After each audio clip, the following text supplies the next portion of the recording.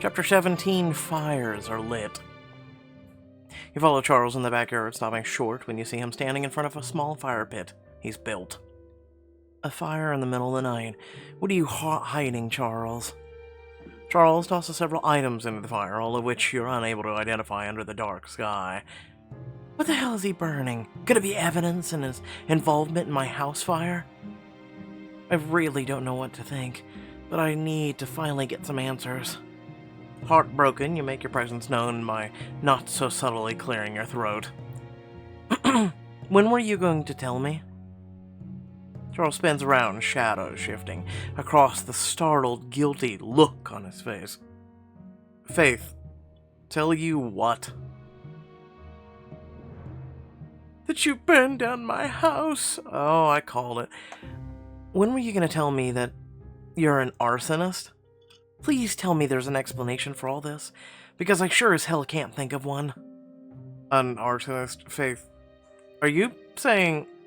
Do you think I'm the one who burned down your house? You're setting a fire in the backyard in the middle of the night. One that's not normal, too. My house burned down in the middle of the night. And I found the empty gas can you were hiding in the bushes. How do you explain that? Charles roots through the nearby bushes and pulls out the empty can. Is this what you're talking about? It's the fuel for the barbecue. It's probably got lost a while ago because it's empty. Then what about the foxglove petal I found in your shed? A foxglove petal? Wait, is that why you were in my shed yesterday? Looking for evidence? I asked my question first. Are you going to tell me it's just another coincidence? There are 100 ways that could have ended up there. Maybe I stepped on one when we went through Mari's trash. Hell, I even built the garden beds for her months ago. I could have tracked it over all the way back then. His gaze rests on you, hurt etched into the furrow of his eyebrows and the downturn of his lips. You do believe me, don't you? Charles, why did you sneak out of bed tonight?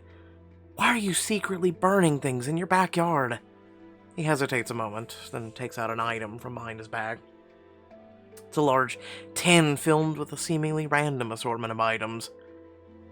Everything inside, it belonged to my late wife. You're burning her mementos? Why? And why are you doing it secretly like this? I'm so sorry. This is all taking a turn I never wanted it to. Please let me explain. It's the broken look in his eyes that keeps you silent, giving him time to take a deep breath and start over. I know you've been wondering about my feelings for you, if I've moved on from Iris. Being with you this past week has made it clear to me, vividly clear, I have moved on. And I want to be with you, Faith. But why are you... I was worried you'd be hurt if you found out I was still holding on to the memories of her. That's why I try to do this in secret. He looks down in the tin of mementos, seeming to gather himself. When he looks back at you, his gaze is open and honest. Burning these mementos of hers, I'm finally letting go of what's been holding me back from giving all of myself to you. So you're burning these things for me? In part, but it's also for myself, to finally get some closure on this loss. Charles, are you sure you're ready to do this? I don't want you to feel pressure just because of what I asked tonight. You don't have to fast-track your grief. I did the opposite. I've grieved for too long. I've let it keep me from fully experiencing the happiness right in front of me. And I want to be happy with you. I just wish I hadn't made such an ass of myself in the process. Tentatively, you take his hand. He grips back immediately, looking for comfort he won't ask for. I can tell this is difficult for you. Do you want me to leave you alone so you can finish? Actually, I think having you here with me would help. I wish I'd realized that from the beginning. Charles is offering to share such a vulnerable moment with me. He's finally ready to let me in. I would be honored to. I'm here for you. Charles gives your hand a grateful squeeze before pulling his hand from yours and reaching into the tin. He takes a shuddering breath. Are you ready? You caress his arm, not knowing how else to show support. He stands up straighter, gaining strength from your touch. I am now. Charles pulls out an old book that's clearly been read a few dozen times. Cracking the Thieves' Code, Ansel Crane. It's a detective novel. Looks well loved. It was one of her favorites. She owned a lot of detective novels, was obsessed with the genre. This was one topped them all. She was always curled up with this one, dog-earing pages, highlighting lines she had practically memorized. He smooths down a crease in the cover with a reminiscing smile. It looks like you treasure that book too. He shakes his head, laughing softly. The detective thing was all Iris. I never had an interest in the genre, even though she loved telling me about the latest stories she read. Though I admit Iris's love of detective novels was a big part of why I was so intrigued with your rookie detective act at first. Oh. He tosses the book into the fire, and you watch the edges blacken and curl. An uncomfortable thought rises to your mind. Charles, it sounds like you're saying that your interest in me is because I remind you of Iris. Oh, what with the detective thing? That isn't it at all. The similarity grabbed my attention at first, but that was before I even knew you. He looks away from the book burnt, turning to ash, focusing all his attention on you. I cherish you for you, Faith. Your boldness, your recklessness, the way you dig your heels in when you have your mind set on something. Though I will admit it seems like I have a type. After all, a love of mysteries isn't the only thing you and Iris have in common. What do you mean? He takes out an old, slightly crumpled napkin. He unfolds it, revealing a phone number written in pen. Call me. A phone number on a napkin? Classic move. Is that Iris's handwriting? She slipped this in my pocket after we'd met in a dining hall in college. When I got back to my dorm, I saw she jotted down her phone number. Smooth. God only knows what she saw in me, but you think I'm stoic and closed off now. You should have seen me then. I was pretty much a loner. People never tried to have a deep relationship with me, friendly or otherwise. Slipping you her phone number sounds like she had a little more than friendship on her mind. I was so surprised. She wasn't deterred by how guarded I was. Our entire relationship existed because of her. Iris saw you were worth the trouble. She saw what I saw, a loving, caring human being. Someone with so much to offer, if you just give them a little patience. I thank you, Faith. Not many people have been able to see that in me. After Iris's passing, I closed off even more. Became even more suspicious of people. Hey, you had good reason to. The rumors that the neighborhood has spread about you are downright awful. And yet you didn't let them stop you from getting to know the real me. Neither you nor Iris let my walls scare you off. Sounds like Iris and I would have gotten along. He tosses the napkin in the fire and watches it burn, reaching over to lace his fingers with yours again. Maybe so, but it's you, Faith, who taught me to trust again. While it's true that you and Iris share some traits, what's really special about you is how you're so different. He holds a tin in front of you, raising his eyebrows. Take out the last item? Sure. Last item is bulkier and much heavier than the other two. You turn it around in your hands, confused. A waffle iron. Haven't I used this? I'm pretty sure I've made you and Yvette waffles with this a few times. You have. In the short time you've been here, you've already picked up on the fact that waffles are Yvette's favorite breakfast food. Well, it wasn't hard. I think your exact words were, "We better be having waffles." The two of you laugh. Yeah, my Yvette doesn't hold back, does she? I've come to appreciate that. At least I always know where I stand with her. Yvette loves your waffles, even though they're nothing like Iris's. That's big, you know. Yvette is a textbook Taurus. She hates change. I mean, you don't have to be a Taurus to hate change, I'm just saying. Sounds like a certain carpenter I know. Like father, like daughter. But Yvette's warming up to your waffles showed me the importance of change and moving on. The power of waffles, huh? The power of waffles. Now, come on, toss that in the fire. With a laugh, you toss the waffle iron into the fire. You watch it sit amid the flames. Good luck burning a waffle iron. It's made of metal.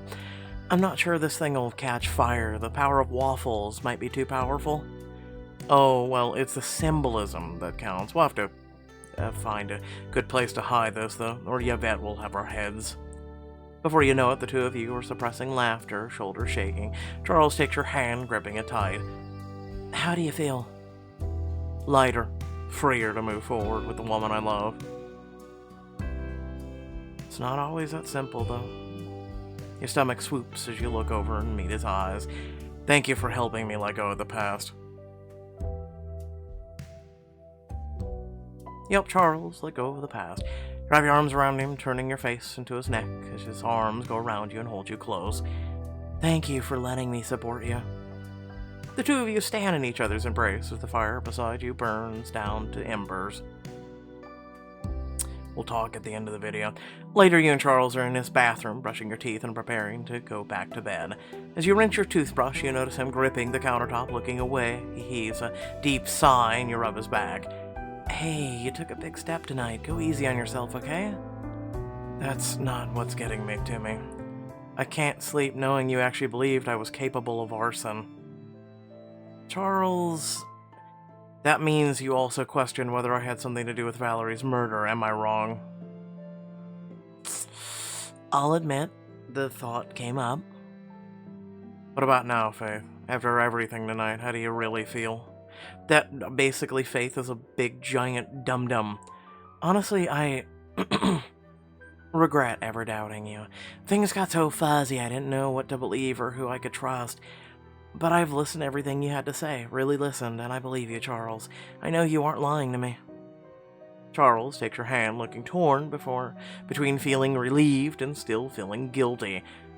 I can see why you have your doubts. Nothing about your time on Vermilion Lane has been easy or normal for you. I just hope you'll see that when it comes to you and me, I'm all in. I've left my past in the past. From now on, I'm only looking towards the future. In that case, there is one more thing I'm hoping you can clear up for me. Anything. In your shed earlier, I found a set of blueprints for my house. To your surprise, he breathes out a laugh, looking relieved. They're the main reason I didn't want you in the shed. I've reached out to some contractors to see if any are available to rebuild your house. I've been drawing up some blueprints to have ideas to share with them. Charles, that's so sweet. That's the kindest thing anyone has ever done for me. You're worth it, Faith. Called it. And here I thought you didn't want me in your shed because it was so very dangerous. It is. When Yvette was younger, she cut herself on a table, so we had to rush her to the ER. Seeing my daughter in so much pain because of my hobby, I felt so guilty. I swore I'd never let anyone else I care about near the damn thing. I can only imagine how terrifying that must have been. He squeezed his hand, and he squeezes back with a grim smile. Despite all the questions you asked, you still have one more on your mind.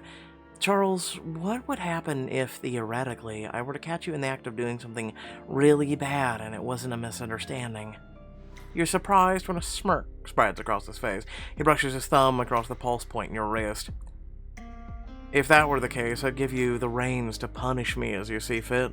In fact, I believe I deserve a punishment for sneaking out tonight. You feel a similar thrill in your stomach at the low, husky quality of his voice, and find yourself easily slipping into the established flirtation. Are there any boundaries to what this punishment can entail? You're entitled to do whatever you want. I'm sure I'll enjoy it regardless. Oh. You may regret saying that. He draws your hand boldly downward to cup the stiffening tint in his pants. Try me. Your breath quickens as images flash through your mind. Handcuffing him to the bed. Yes, restrain me. Charles on his knees, begging for forgiveness. I've been so bad at Faith. I'll do anything to make it up to you, anything you want. I've kept you in the dark one too many times, Faith. Take control and teach me a lesson. Lord help me, my eyes rolled back so far in my head, I think I saw Godzilla. We're gonna go with no, because we know where this is gonna go. It's been a long day. I'm emotionally drained. Let's just get some sleep for the rest of the night. If that's what you want. You both head to bed. Under the cover as Charles wraps an arm around you, looking happy to have you so close. Good night, Faith.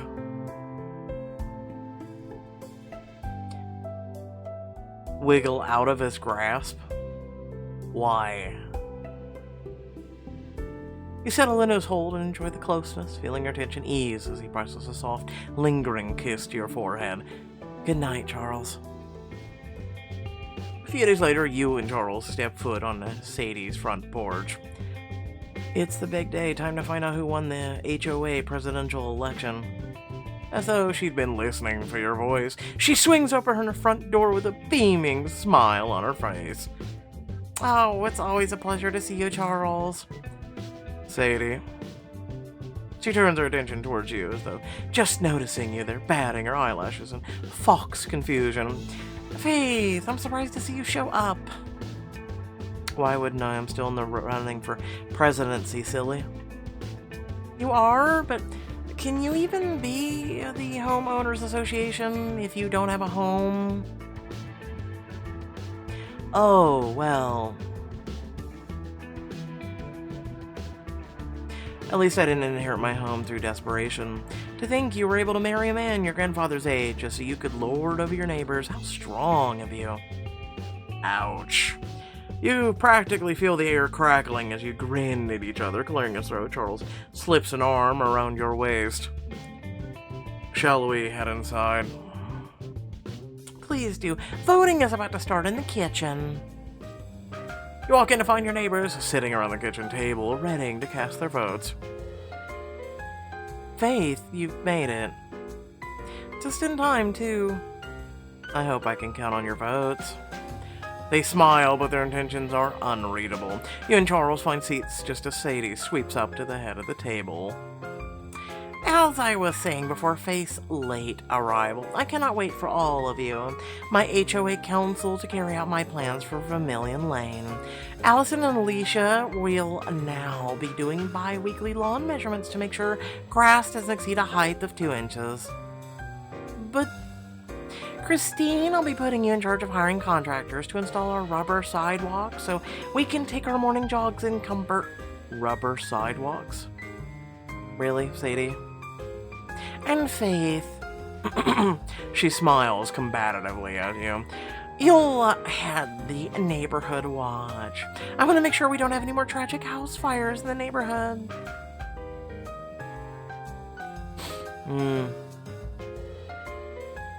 Aren't you getting ahead of yourself? I don't see the shiny pin on your chest yet. Excuse me, but before votes are cast, allow me to remind everyone of our candidates. Sadie, Hotchmitch, Faith Constance, and of course... Wait, is there a third? My twin sister, Allison Barney. You and Sadie practically choke on your own surprise.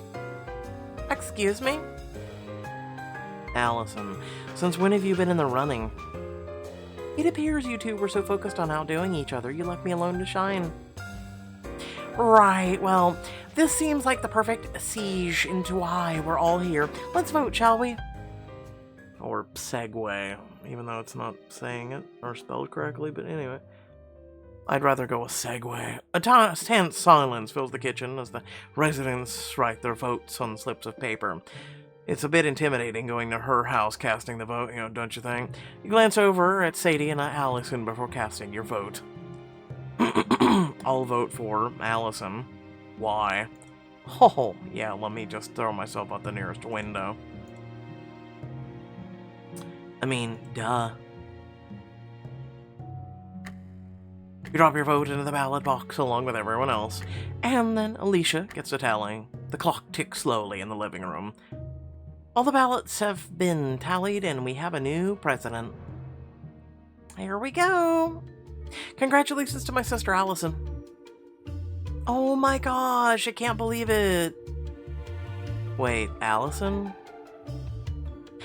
I can't believe it either. Seriously, I can't. What kind of bullshit is this? Of course you'd name your twin sister the winner. I demand a recount. That's ridiculous. We all voted fair and square. And for the least dramatic person on the ballot, at that, just accept it. But she won't, so Charles offers to do a recount. Under her furious glare, he separates the votes into 3 distinct piles. I'm sorry, Sadie, but Alicia was right.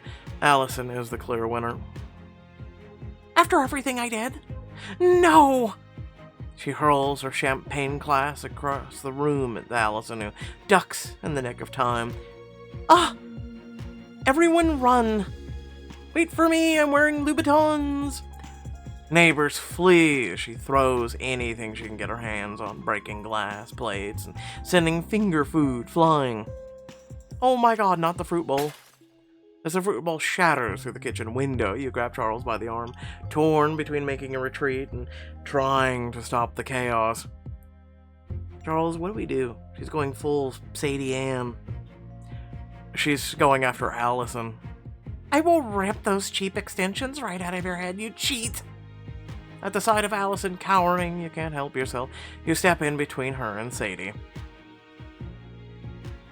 Sadie, sit your ass down, count to 10, take a shot, whatever you need to do to calm down. Down. Rage sparks in her eyes as she shifts her focus to you. You're the one behind this, aren't you? You sabotaged me so I lose the election. You're crazy. And you're just a low-rent replacement for Iris? Sadie, that was uncalled for. A wave of calm washes over you, and you put your hand on Charles's chest before stepping in front of him. Don't worry, Charles, I've got this. As for you, Sadie, I've tried playing nice, but I've had enough of your entitlement. Yeah, and what are you gonna do about it? God, I'd love to knock the shit out of you. No, before people try and cancel me, I'm not talking about me. I'm talking about, us as the MC, me knocking the shit out of her. It'd be nice, wouldn't it? Alright, here we go. You have to make these things clear. It's 2023 and people try and cancel you for less.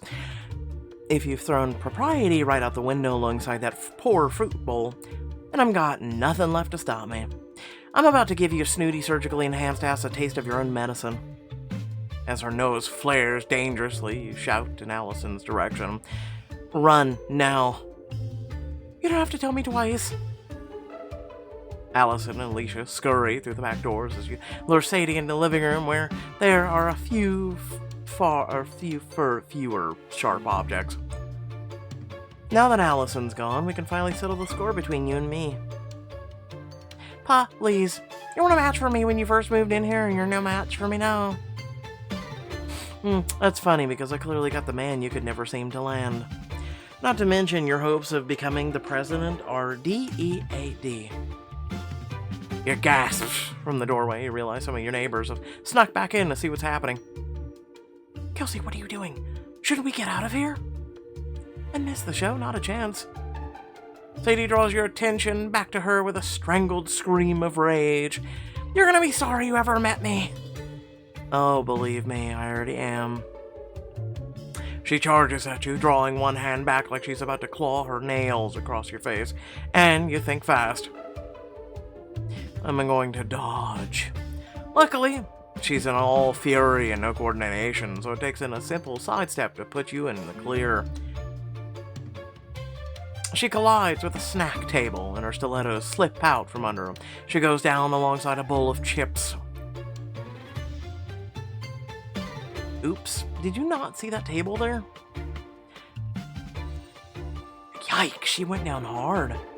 You were right, this is the best entertainment I've had all year.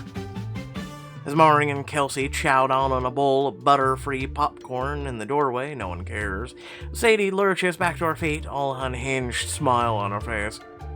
Do you really want to keep this going, Faith? I don't know, so far I haven't even needed to use any energy to beat you. Why wouldn't I? Better question ya. Why wouldn't you? Scared? Faith, be careful. Are you sure it isn't time to leave? I've never been so sure about anything in my life. It's about time to this twit learned a lesson. And what lesson would that be? No one messes with Faith Constance and gets away with it. Cute line. Did you steal it from a movie?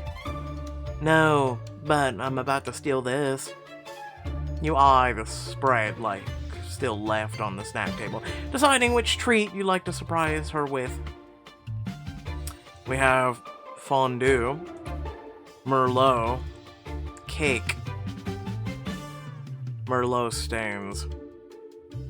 You snatch a full glass of red wine, and fear fills her eyes. You wouldn't. Oh, but I would. You toss the wine at her perky, plastic, panting chest, drenching her expensive get-up in a wine stain she'll never get out. I mean, she is wearing black, so...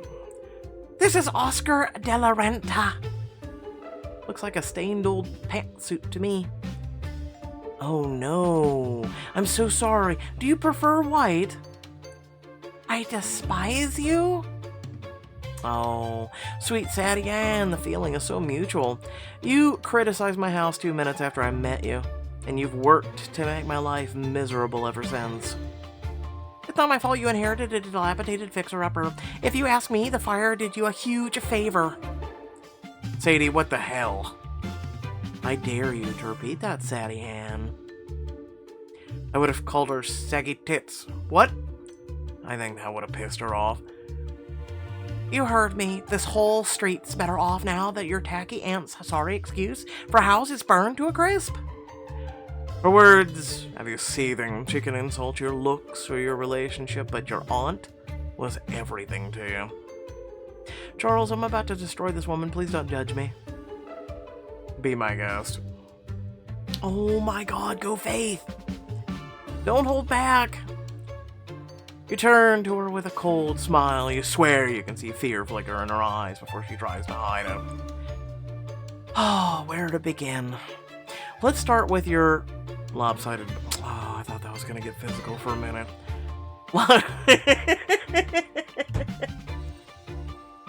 I'm serious. Lopsided boob job, absolute sham of a marriage, desperate need to get laid. Lopsided boob job. Do you think such a second-rate insult is gonna scare me? Even though she says it, she glances into a nearby mirror and then gives her both of her breasts a lift. I don't think just one insult will scare you. Just like you're clearly not scared of a botched plastic surgery. Obsessed with my breasts that much? Oh, she has a point. Actually, I was talking about that forehead that time. What's wrong with my forehead? Nothing as long as you're in the frozen stiff look. How much effort do you have to make to get your expression on your face? I'm not gonna lie. That looks pretty good. That's enough. She hurls her entire body at you, and you quickly jump back, leaving her to slip in a puddle of spilled champagne. And on that note, I think I'll take my exit. That was weak. You take Charles's hand and stride out the door, glancing back to see her, brandishing the champagne bottle as a club. I will kill you. You shut the front door and leave her to rage by herself, her screams echoing down the block. Wow, I feel bad for Allison. She's gonna have her hands full trying to lead with a demon like Sadie to restrain. Something tells me today was just the tip of the iceberg. Later that night, you're eating dinner in front of the TV with Charles. He idly flicks through the channels as you take another bite. Want me to find a movie to watch? Sure. But, as he changes the channel, you catch a snippet of the local news. Breaking news of a Vermilion Lane woman has been found dead in her own swimming pool. While law enforcement has not released many details, foul play is certainly not being ruled out. A photo flashes on screen of a woman smiling and your stomach lurches as you instantly recognize her. Well, it's Allison. She's dead. Allison's dead? Well, that's fun. Alright, without further ado, please remember to like, share, and subscribe. Head down the description, plenty of links to check out and ways to support this channel, and also ways to become more of an intricate part of this community. With that being said, we'll we'll just ignore say Sadie's hissy fit and all that. Let's go ahead and just jump right back to Charles's thing. Pretty much if you've been here long enough and you listen to some of the messages that I leave at the end of videos, or usually that's where I leave them, you guys know that I lost someone near and dear to my heart when I was younger. And long story short is I understand Charles's issue. When you love someone and, you especially are with them for a while, and it's someone that really, it really does remind me of me. The person that I met, TLDR, was when I was a lot younger, when I was literally in school. And so, relationships and everything else, let's be honest, we all have experienced, like, when we were younger, relationships and it was like who, what, when, where, everything, so first, yada, yada, yada. Having someone in your life for as long as I did, where I experienced a lot of firsts, and then also with someone who I had to grow up super fast. I really never got to have a childhood for very long, if at all, because of my upbringing. I have many, many walls. The Great Wall of China really pales in comparison to all the walls that I have. I have them all up for a reason. One day, you may get to know that reason. Kind of a project I'm working on. Long story short is, this is a person that saw some of those walls, and with the right person, they can be, one, patient, two, it's very low effort to have a person lower those walls.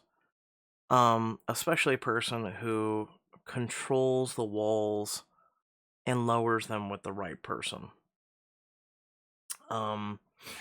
It's not for a lack of trying. I still want to meet someone. Unfortunately they passed, so that's why I'm saying that. I still do want to meet someone that I can share who I am and give them a look of someone that the world does not get to see, right? You will always be different with your friends than you will strangers, and you'll always be different with a loved one than you will even your family, right? Everyone is like that. At least most typically.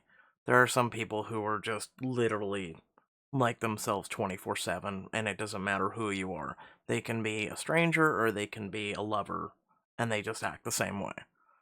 Right? Rare, far and few and in between. I've rarely met those people, but just saying. So yeah. Definitely know where Charles is coming from. I don't know. The whole burning of things, I get it, it's symbolic. I mean, you'll forever have memories, right? It's like losing a mom or a dad. You'll forever have those memories. And you may have family or whatnot that try and fill that void, but they will forever be your mom or dad. Just like, you know, if you, just hypothetical, if you met someone, you considered them your soulmate, and then they ended up dying, they will forever have it, they will forever be in your heart. Doesn't mean that no one else can be in your heart. At least for me, there's other people who are not like that. But for me, they'll forever be in my heart. It's like a cat, right? Let's be honest, how many of us have lost animals in our lives? And we'll all forever have a special place in our heart for those animals, those loved ones, whoever. The heart is something that, it can continue on. It can continue loving. And you shouldn't shut off yourself. I know there are people who have done that, and, don't do that. Take each day and try and enjoy the simple things at the very least, and at least have a small part of your heart that you just continue to just hope for the best. Just hope to meet someone who's either a good friend or maybe even more. So, once again, thanks for watching. Catch you all later. Peace out.